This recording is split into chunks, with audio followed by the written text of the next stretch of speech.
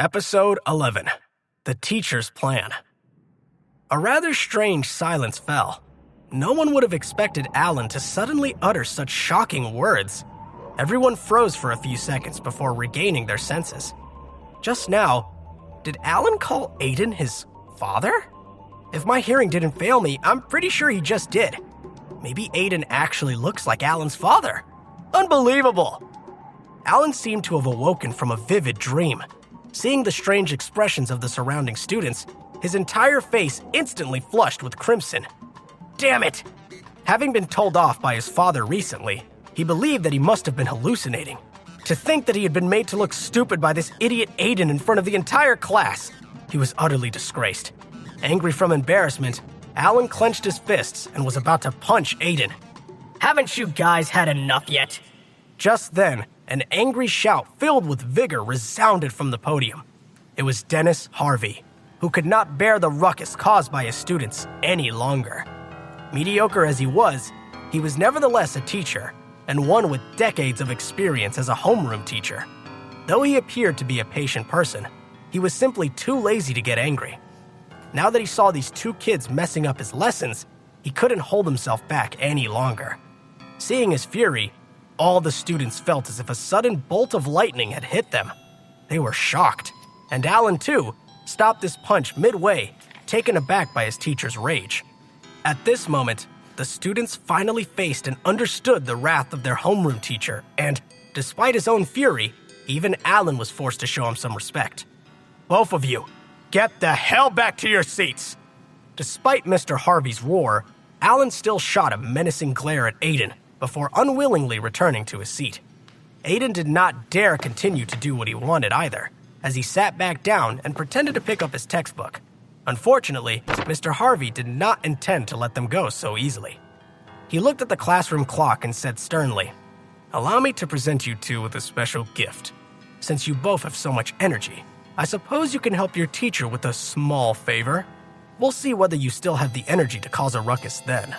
Mr. Harvey sneered with malice and took out two pieces of paper from the book, both of which were densely covered with small symbols and numbers. "This is the test paper for the county high school mathematics competition," he continued. "As long as you solve this problem, you will be able to represent the school in the competition organized by the county next month." Seeing their baffled faces, he explained, "This competition is held annually and gathers the mathletes from each school in the county. Ever since Otis High School was founded, we have never won the main prize. If one of you manages to win the award, you will bring fame to the school. Only older students are meant to take part, but I have high hopes for you two geniuses, so I'll make an exception for you." Mr. Harvey handed a piece of paper each to Aiden and Alan. Of course, none of this is the main point. He smiled wryly. "If you manage to resolve this rather irritating matter, then we will let bygones be bygones. However, if you refuse to do so, then I will simply use my role as your homeroom teacher to make sure you never forget that you messed up my class. When the time comes, don't blame me if you happen to see a small blot on your student records." At that moment, Aiden and Alan felt shivers down their spines. A student's record was the most important thing for any student. A bad report on it would be a burden for the rest of their life. It would bring them nothing but trouble in the future. Using their student records to threaten them, he caused them both to revert to their obedient selves. Dennis Harvey was not just for show. He really did have the power to back his words up. Episode 12. Complex Functions. In the end, Dennis Harvey only gave them a single day to complete the sheet of questions. It was to be handed back in during the next math class on the following day. For now, he continued to teach the rest of his lessons for the day, but a trace of pride would occasionally flash in his eyes. Aiden quickly glanced through the questions on the paper. The first thing he noticed was a question on a trigonometric function that Aiden had never seen before in his life. Still worse, the question was close to 10 lines in length, confusing him completely. Ding! Reading complex trigonometric questions. Math ability, +1. Current progress, 19 out of 100. System, how much experience does it take to solve this question? Ding! Receiving host request. Scanning topic. Analyzing. Analysis completed. According to the host's current math ability level, at least 11 more experience points are needed to solve this problem on trigonometric functions. 11 experience points? Fortunately, that did not look like much to his eyes. Aiden immediately flipped through the math textbook in front of him, hoping to gain some insight from doing so. However, in the eyes of the other students in the class, this was just for show. Like I said, Aiden is definitely only good at French. He's no good at all at any other subjects. Trash will always be trash. His efforts will be useless no matter how hard he tries.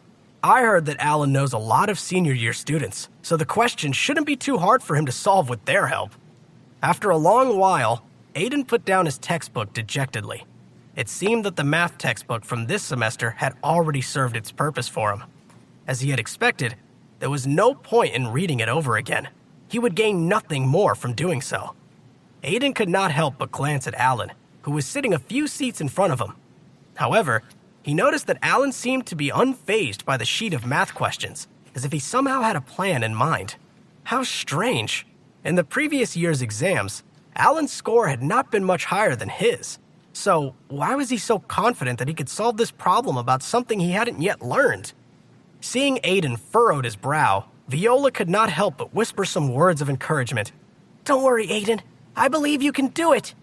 Hearing Viola's voice, Aiden responded to her warmth. He turned and asked, Viola, could you help me borrow some math textbooks from the senior year or freshman year? Math textbooks from senior year or freshman year? Viola was startled and frowned. The freshman year math textbook would be difficult, but I'll try to see whether I can get my hands on the senior year one. It just so happens that Blake Gray, the son of one of my mom's colleagues, is in his senior year. Nice! Aiden had just asked out of curiosity, without expecting Viola to actually be able to get one. However, Viola asked doubtfully, But Aiden, what do you need the senior year's math textbook for? Do you think it will happen to have the answers to those math questions? And even if it did, would you be able to finish reading the textbook and solve the problems all in a single day without the help of a teacher? Aiden gave a mysterious smile. Don't worry, I have my ways. That afternoon, after school had ended, the entrance to the senior year classrooms opened. Immediately, Alan rushed over and blocked the back doorway. Just as a small figure was about to leave quietly with the crowd, Alan quickly stepped forward and grabbed him by his shirt. Stop! There's no need to run. I don't bite. Scared away by Alan's ferocity, the whole corridor suddenly emptied. The boy whose clothes had been grabbed by Alan wore a pair of thick glasses and was now trembling in fear. You could tell at a glance that he was a hard worker. He lowered his head in fear. Alan, what do you want me to do? Alan shoved the sheet of paper from Mr. Harvey into the weak boy's hands and said fiercely, Blake Gray, you're a swote, aren't you? I have a job for you. Solve this problem for me before tomorrow, or I'll cripple your legs. Do you hear me?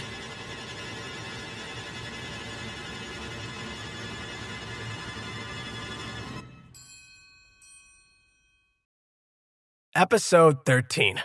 Going Too Fast. From Blake's perspective, how could he, a simple, hard-working student, dare to answer back or question Alan, the one bullying and threatening him? Seeing Blake accept his instructions without hesitation, Alan nodded his head in satisfaction. Blake, well known as a mathematical genius at Otis High, had represented the school in the regional math competition last year, so Alan was not worried about his abilities in the subject. Aiden, let's see how you compete with me. Just as Alan was about to leave, he saw a beautiful figure walking towards him from a distance. Viola, what is she doing here? Alan frowned as his heart beat faster. Could it be that Viola had also come to ask Blake for help? All for Aiden? Viola, you slut! He thought. His face sank in rage, but lit up again after coming up with a deadly scheme. If Blake were to give the wrong answer to Aiden... Thinking of this, he snarled at Blake. Don't tell her that I've come personally to ask you for help. Do you hear me? Blake's face turned pale as he nodded his head obediently. Alan immediately turned and hid in the shadows of the classroom, leaving Blake alone in the corridor. The senior year classroom was located on the second floor of the school building, and they soon heard Viola's footsteps coming upstairs. She had just come out of the stairwell when she noticed Blake acting strangely in the corridor, so she could not help but be stunned for a moment. However, she did not give it much thought, but simply smiled and said, "Blake, there's something I need your help with." Due to their parents' relationship, the two had known each other since childhood, so Viola did not bother with small talk and asked directly, "Can you lend me your math textbook for a few days?" Not only did Blake feel shocked, but so did Alan, who was eavesdropping on their conversation in the classroom. This was not what he had imagined. Could it be that Aiden was actually so honest that he wanted to study the senior year's mathematics textbook at night to solve that problem? Was he not being far too honest? A cold, menacing glint flashed across Alan's eyes as he thought, "Even so, I won't allow him to get his way." Blake thought little of it and happily agreed. "Wait here for a moment. I'll go in and get the textbook for you." He turned and went back into the classroom, rummaging for the math textbook under his table. Viola, who was standing outside the corridor, thought that she had helped Aiden a great deal. She started humming happily, looking out of the window over the fields outside. However, she failed to notice a shadow secretly moving behind Blake in the classroom. Alan slapped Blake on his shoulder, scaring him so much that he began trembling in fear. He quickly snatched the math textbook from Blake's hands and asked with a dark expression, "Which pages deal with the question that I talked to you about?" "Pages 30 and 42. Alan flipped to the 2 pages and ripped them out of the textbook. Blake opened his mouth, but did not dare say anything. Alan sneered and threw the incomplete book back at Blake. "You can give it to her now. Remember, don't slip up." Blake nodded repeatedly in fear. Alan glanced at Viola's back as he walked out of the classroom. With a sinister smile, he disappeared through the back door of the classroom. When Aiden received the math textbook from Viola, he was so elated that he could not help but blurt out, "Viola, can I treat you to some chicken noodle soup at my house to say thank you? Is that all right with you?" Aiden swore to heaven that he just wanted to thank Viola and that his motives were entirely innocent. Viola seemed to have misunderstood. She reddened and blurted out, "House? Your house? No, our relationship is going too fast. Aiden, I'll go home." Swallowing her words, Viola lowered her head, hugged her school bag tightly, and fled in panic like a gust of wind, leaving Aiden behind, a confused expression on his face.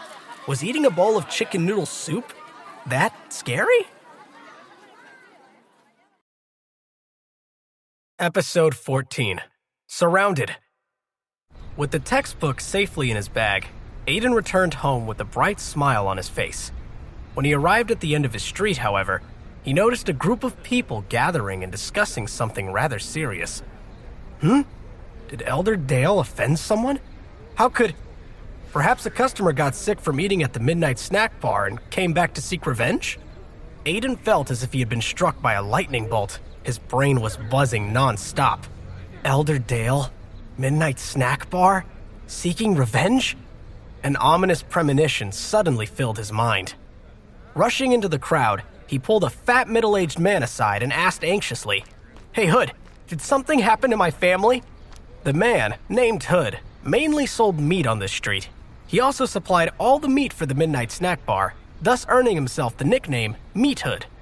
Seeing that the person pulling at him was Aiden, Meat Hood's expression changed. He sighed and said, "Oh, Aiden, listen to me. Don't go home yet. You should hide here for a while." Still not getting the full story, Aiden asked slowly, "What exactly happened?" Ding! Vigor +1. Hood did not expect to feel afraid of a young man. He looked at Aiden with a frustrated gaze, unable to speak in his overwhelming presence. Finally, he found his voice. "Aiden, what's with your attitude? I'm just thinking for your sake. Don't be so rash." The neighbors all came around to persuade him to stay away. The more they did so, the more Aiden was sure that something terrible had happened at his house. Realizing that he had no time to ask around for more information, he sprang to his feet and quickly ran towards the midnight snack bar. "Hey, Aiden!" Unable to catch him, they simply watched the anxious Aiden dashing towards his house and disappearing out of sight. That kid, isn't he running a little too fast? While sprinting back home, Aiden kept hearing the system's notifications ringing in his mind. Ding! Undergoing sprint. Short distance sprinting ability +1. Current progress 1 out of 10. Current level beginner. Ding! Training leg muscles. Strengthen legs +1. Current progress 1 out of 10. Current level, beginner. Ding! Exercising cardiovascular system. Stamina, +1. Current progress, 1 out of 10. Current level, beginner. Ding! Aiden had not expected a simple sprint to bring so many benefits and so much improvement. Every breath and step he took strengthened his physical condition. However, he had no time to pay attention to the system at the moment, especially with the seemingly dire situation at his house. In less than 3 minutes, Aiden arrived in front of his house. As he reached home, Aiden noticed that his physical condition had changed drastically. He was quite different from his previous self, who would gasp for air after running only a few steps. After the improvements to his fitness, Aiden felt his heart beating at a normal rate. He was not nearly as tired as he thought he would be. Seen from afar, the Midnight Snack Bar was entirely surrounded by a group of fierce-looking men. They were thick-set and had a surly look. Their aura clearly differed from the hoodlums that Aiden had met in the alley that day. 1, 2, 3. After looking at the area around his house, he noticed at least 6 or 7 men surrounding it. Damn, if I had known earlier, I would have brought some stones with me, he thought. Even if he had brought stones with him, though, he was not confident that his throwing abilities would have been able to take care of these muscular men. What worried him even more was the current situation at his shop, as well as the safety of his family. As for the regular customers at the Midnight Snack Bar, they walked as far away as they could and did not dare approach the unfolding scene.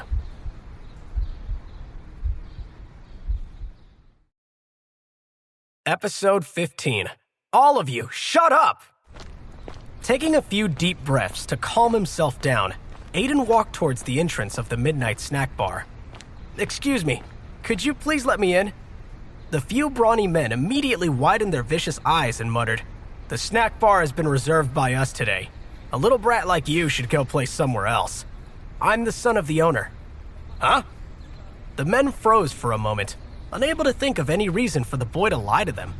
They waved their hands impatiently and said, "Hurry up then, go on in." Aiden passed through the suffocating crowd and entered the snack bar, but the situation inside was not what he had imagined. The scene he was worried about was not actually taking place. Inside the rather small restaurant, a bald man was knocking on the table impatiently as he said, "I'm talking about what happened to you guys. Today I brought my friends here to support you, yet you're telling me that you can't serve us the chicken noodle soup?" Aiden recognized the thick-set man and remembered that he was the one who had ordered several cartons of chicken noodle soup to take away yesterday. Opposite of him, his parents, Clara and Morris Dale, smiled as they said, "Sir, that noodle soup was, in fact, prepared by our son. He's the only one who knows how to make the exact dish you're looking for." Bullshit! The thick-set man slammed the table with all his might, causing a tremor throughout the store. "Do you two think I'm an idiot? I've had years of experience eating noodles, and I can guarantee that only an experienced chef who has been immersed in the culinary arts for decades would be able to cook such delicious chicken noodle soup." Standing up, he said menacingly to the pale-faced Morris and Clara, "We refuse to leave the store until you serve us that chicken noodle soup today." "Yeah, we're not leaving," the few muscly men outside chimed in, scaring Morris and Clara out of their wits. At that moment, they suddenly noticed Aiden, who stood at the entrance, and immediately rushed over as if welcoming their Lord and Savior. "Son, you're finally back!" Turning to the man from the day before, Morris said, "Dear customer, my son has finally returned. I'll get him to make the chicken noodle soup for you immediately." His parents kept making signs to Aiden, hinting that he could not afford to offend these people, before hurrying back into the kitchen to prepare the chicken noodle soup. As for the brawny men, their gazes, full of suspicion and doubt, immediately fell upon Aiden. "Did you really make that delicious chicken noodle soup last night?" the bald man asked with an expression of disbelief. Now he understood the sequence of events. Aiden could not help but sigh a breath of relief. Instead of seeking revenge, the group of intimidating men were simply rushing to get their hands on the chicken noodle soup that he had created. It was all just a false alarm. Having his culinary skills recognized like this gave him a sense of great pride. However, the sight of his parents trembling before the group of men caused him to fume in rage. His expression was cold as he said lightly, "So what if I did?" When Morris and Clara saw Aiden's attitude, their souls almost floated out of their bodies as they all but rushed forward to cover Aiden's mouth. How could their very own son take such an attitude towards these men? You could tell with a glance who they are, yet he still dares to talk back to them? When the men saw Aiden's fearless attitude, they clenched their fists and shouted, "Lousy brat! What kind of attitude is this? These few friends come here to support your restaurant, but you're still not grateful for our kindness? How dare you disrespect us like this? Do you want a few days in the hospital?" The group of men fell into a frenzy of ridicule and even began cursing.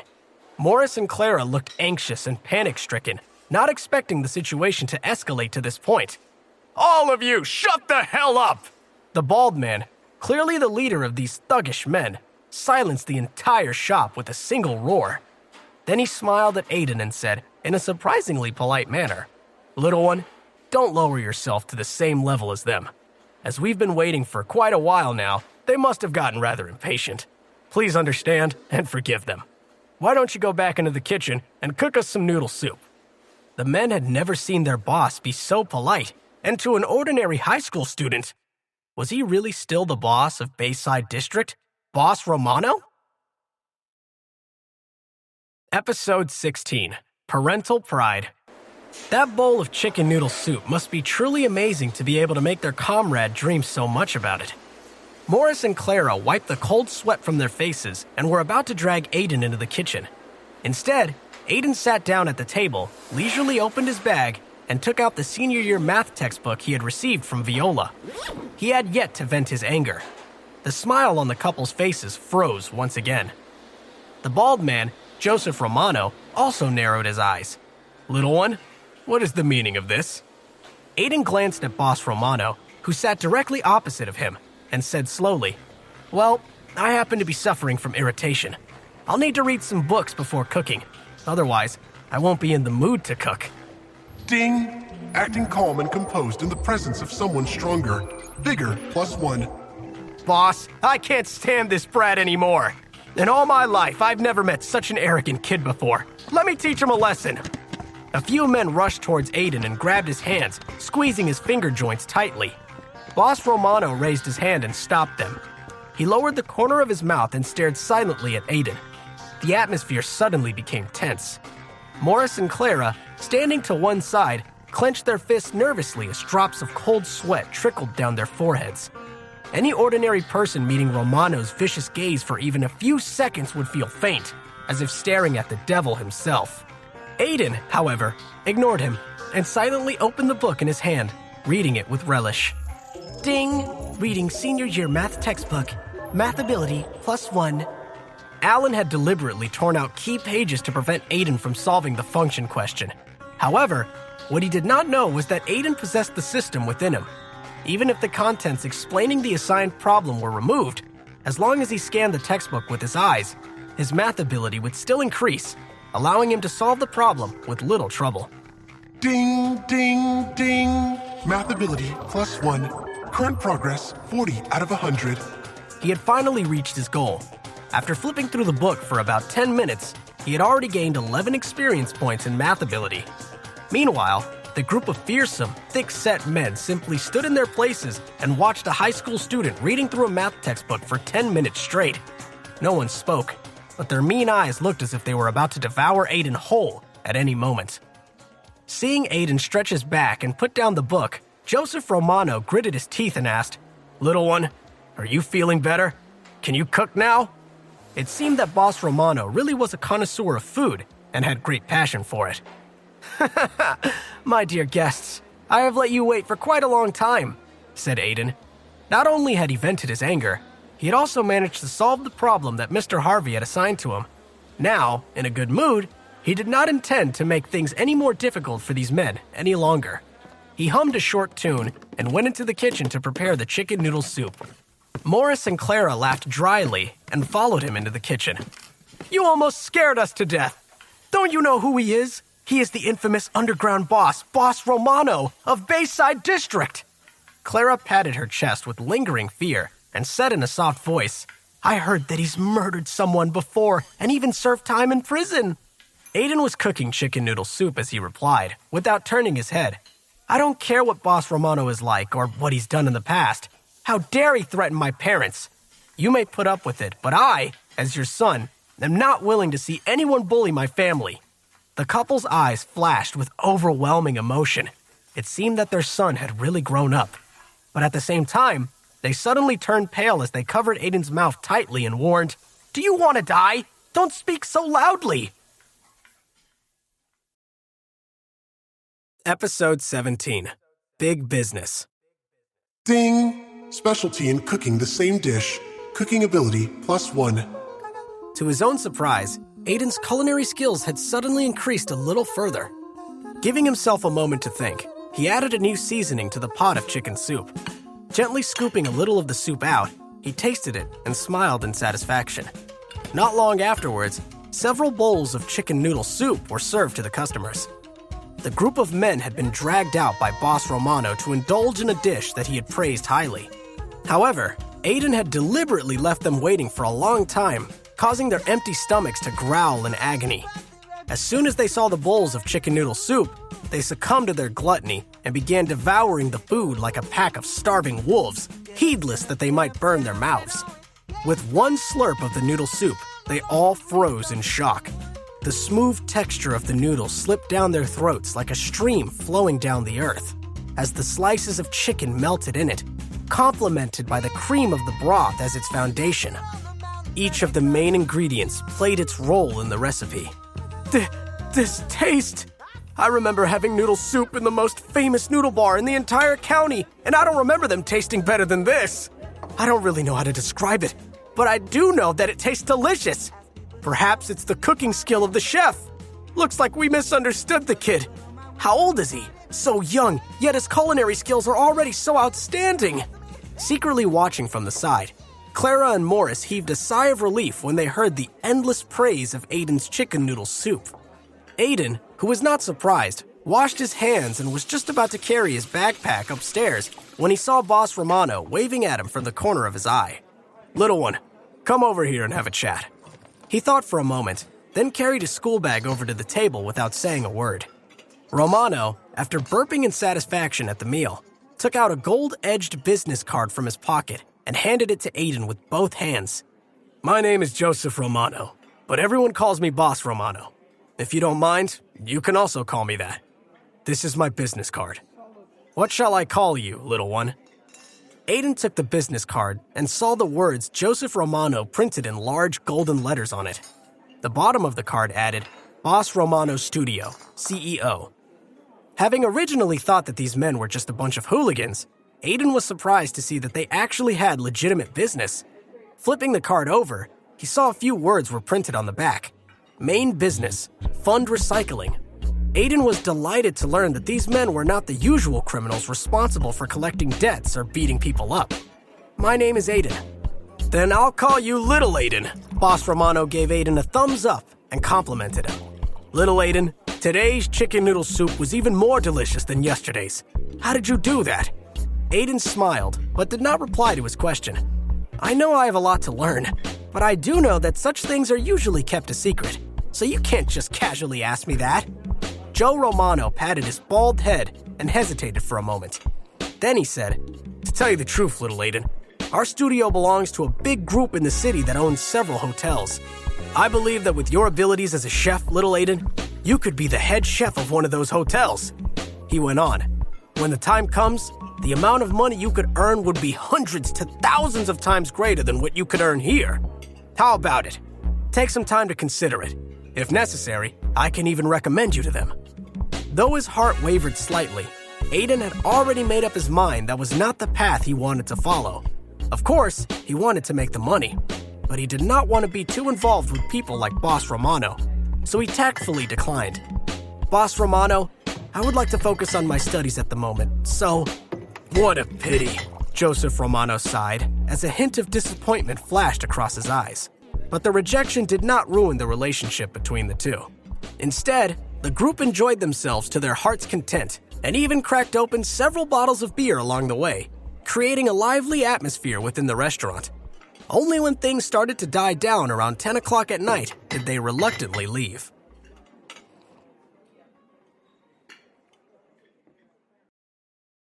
Episode 18. Your turn. After bidding farewell to the uninvited guests and closing the restaurant, Aiden finally had time to work on the rest of his math questions. But before going upstairs, he suggested to his parents that they add a dish to the menu: Supreme Chicken Noodle Soup. This dish was, of course, the chicken noodle soup personally cooked by Aiden, but it would be stipulated and made absolutely clear that the noodle soup would only be available at weekends. In this way, they could avoid Boss Romano and his men dominating the restaurant too often, and it would also allow them to make the dish more expensive, cunningly increasing its value. Most importantly, Aiden would be able to get more time to rest. After all, he did not want to cook every day after coming home from school. Late that night, Morris and Clara took a peek at Aiden, who was studying with a serious expression. They could not help but look at each other and smile with gratification, knowing how hard-working their son had become. Recently, Aiden had changed in so many ways, which surprised them greatly. He was like a rebellious child who had suddenly matured overnight. At that moment, Aiden was sitting in front of a desk. In front of him was the piece of paper with the math questions printed on it. "System, help me solve this problem." Ding! The answer has already been sent to the host's mind. Please check it. The moment he had spoken, a sea of knowledge about trigonometric functions popped up in Aiden's mind. Sine squared plus cosine squared equals 1. Tangent equals sine divided by cosine.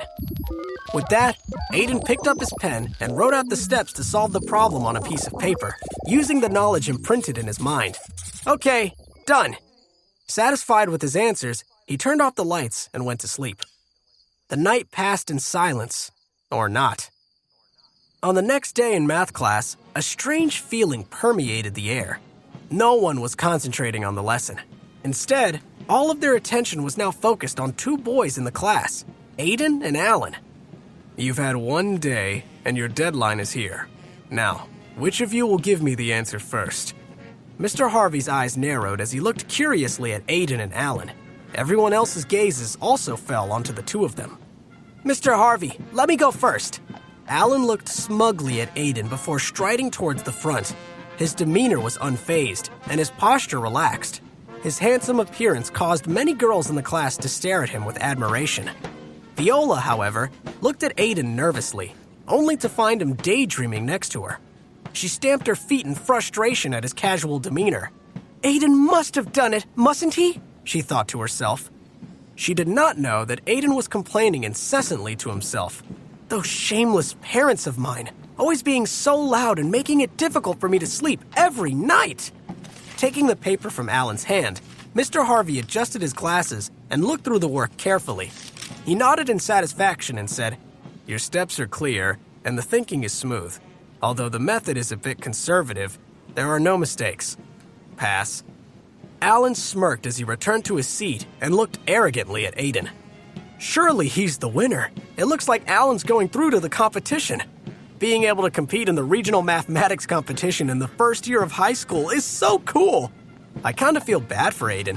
He's going to be humiliated in front of the entire class. Serves him right, always dozing off in class. Mr. Harvey looked at Aiden and said lightly, "Aiden, it's your turn." Aiden rubbed his tired eyes and nonchalantly took out a stack of paper, at least 10 pages, from his bag. When he handed it to Mr. Harvey, a burst of laughter sounded from the class of students. Aiden must have given up on himself. He must have just brought a bunch of examples from the textbook to fool Mr. Harvey. I can't wait to see how Mr. Harvey deals with him. Mr. Harvey's gaze hardened as he pointed at the stack of paper and said coldly, "Aiden, what is the meaning of this?"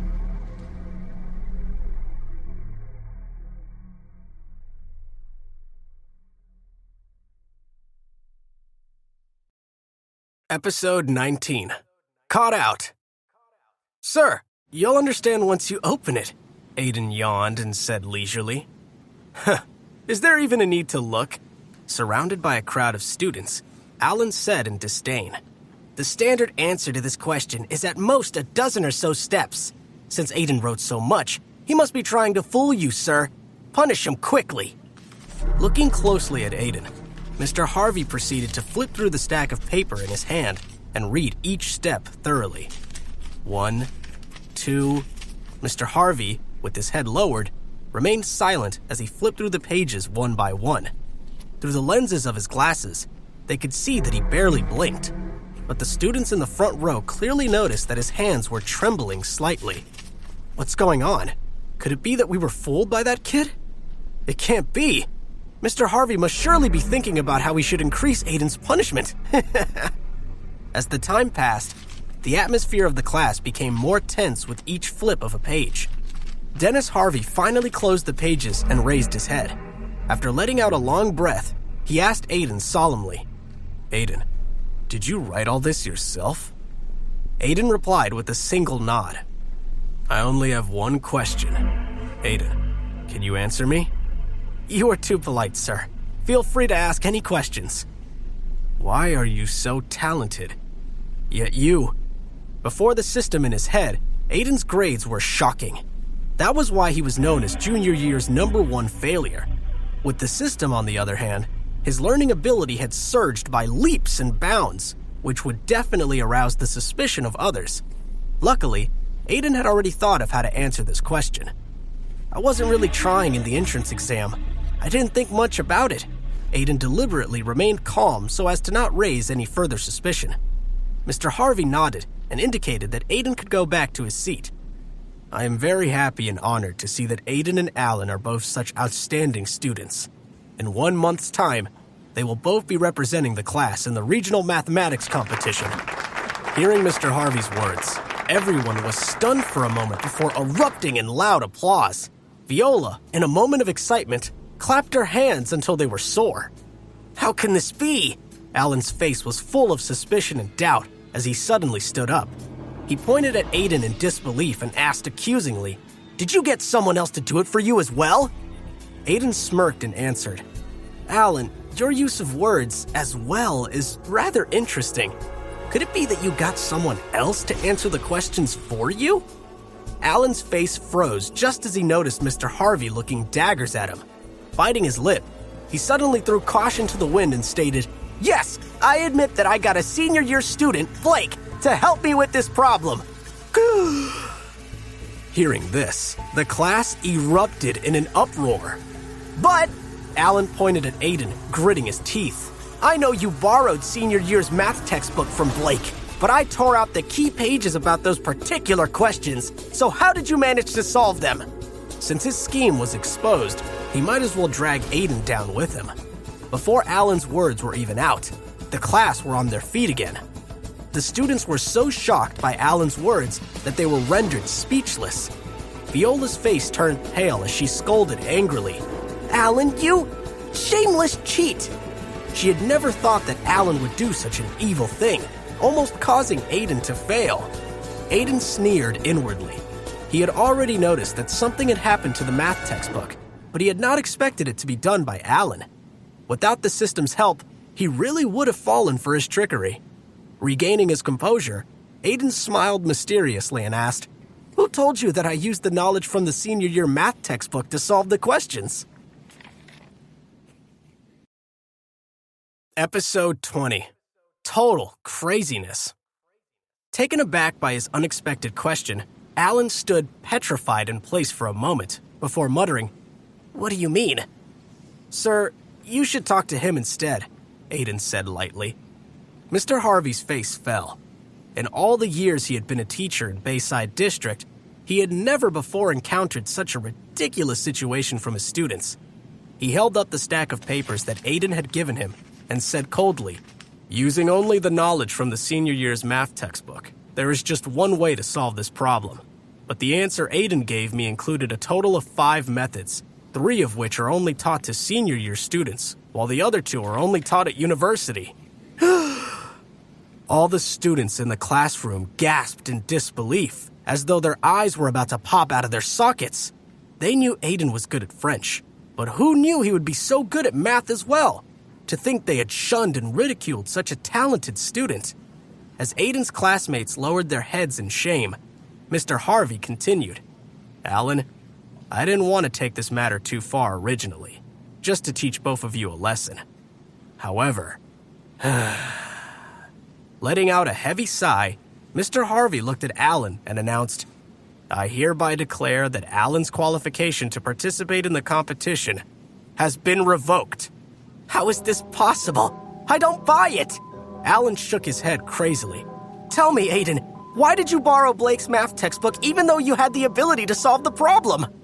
Aiden scratched his nose and said nonchalantly, Don't get me wrong, I just like to use math textbooks to keep my coffee warm.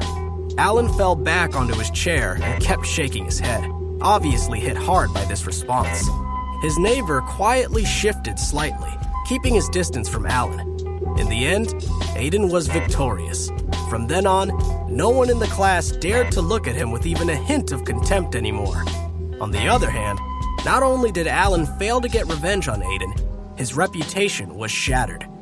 Aiden thought to himself, he should have learned his lesson now, right? The morning passed quietly, lesson by lesson. During the 10-minute breaks between classes, however, Aiden's desk would always end up becoming the most crowded place. Both male and female students gathered around his desk to ask him questions and get to know him, attracted like ants to the scent of sugar. Occasionally, teachers and students from other classes would pass by the classroom and be taken aback by the unexpected scene, suspecting that some kind of celebrity or genius had joined junior year. Aiden, at a loss whether to laugh or cry, patiently answered each of his classmates' questions. Some of the girls brushed against him as they asked their questions, and although he enjoyed these feelings, Aiden flinched and felt a shiver down his spine as he noticed the jealousy in Viola's eyes. As for Alan, Mr. Harvey seemed to have dragged him into the office to teach him a lesson. On his return, he disappeared immediately from the classroom without a trace. As the bell for the lunch break rang, the students of Otis High School proceeded to enjoy their precious hour of rest. In an alley beside the school, two figures, one tall and skinny, the other short and chubby, stood waiting. When they saw Aiden coming out of the school gate, they rushed over and wrapped their arms around his shoulders, jostling him amicably. Yo, where have you disappeared for the past few days? What happened to our promise to spend the rest of our high school years playing games in the arcade? Stop messing around. I have business to discuss with you guys. Aiden, not knowing whether to laugh or cry, broke away from the two.